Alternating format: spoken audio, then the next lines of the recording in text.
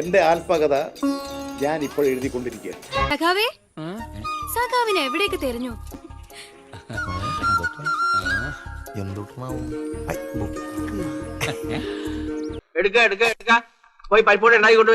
കട്ടൻ ചായയും പരിപ്പുവടയും ഒരു കമ്മ്യൂണിസ്റ്റിന്റെ ജീവിതം.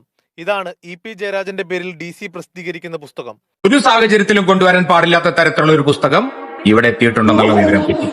തയ്യാറാക്കി അത് ഒന്ന് ക്ലിയറായി എഴുതി പ്രിന്റ് ചെയ്യുന്നതിന് വേണ്ടിയിട്ട് ഒരാളെ ഏൽപ്പിക്കുകയും ചെയ്യുക. അതാണ് ഇതുവരെ ഉണ്ടായിരുന്ന നടപടിക്രമം. വാസവണ്ണന്റെ മനസ്സിലുള്ളത് തുറന്നു പറയാൻ സമയം കാലം ഒക്കെ നോക്കേണ്ട കാര്യമുണ്ടോ? എന്നാലും അങ്ങനെ ഇടിപിടിയൊന്നും പാടില്ലല്ലോ. പാർട്ടി പരിശോധിച്ചിട്ട് ഇനി അനുവാദം തന്നാലേ എനിക്ക് പ്രസിദ്ധീകരിക്കാൻ പറ്റൂ. ചെയ്യുന്നത് തമ്മാടിത്തരാണെന്ന് ഓർക്കണം. ഞാനെന്താ ഇവിടെ സമ്മതിക്കുന്നില്ല. പിന്നെ ആര് ഇവര് ഉൾപാർട്ടി ജനാധിപത്യം അനുവദിച്ചിട്ടുണ്ട്, ശരിയാ.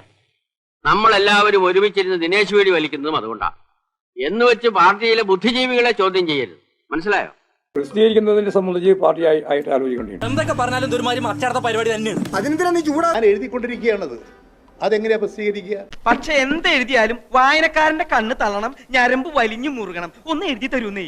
തെരഞ്ഞെടുപ്പ് ദിവസം മുതിർന്ന നേതാവ് EP ജയരാജന്റെ ആത്മകഥ പുറത്തു വന്നത് കാലത്തിന് കണക്ക് ചോദിക്കലാണ് എന്ന് CPMന്റെ നേതാക്കൾ മനസ്സിലാക്കണം. അച്ചടക്കമില്ലാതെ പെരുമാറിയാൽ അറിയാലോ, ഞങ്ങളത് പഠിപ്പിക്കും.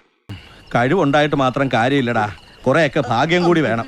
ജയരാജൻ പറയുന്നത് വിശ്വസിക്കുക എന്നുള്ളത് തന്നെയാണ് പാർട്ടിക്ക് ചെയ്യാൻ സാധിക്കുന്ന കാര്യം. സമാധാനമായി. ഞാനാകെ പേടിച്ചിരിക്കുകയായിരുന്നു. ഞാനും അതെ. പക്ഷെ പേടി പിന്നെയും കൂടെയാണെന്ന് മാത്രം. ഒരു കാലഘട്ടത്തിൽ ഈ ഭൂമി പരന്നതായിരുന്നു, ഇന്നല്ല.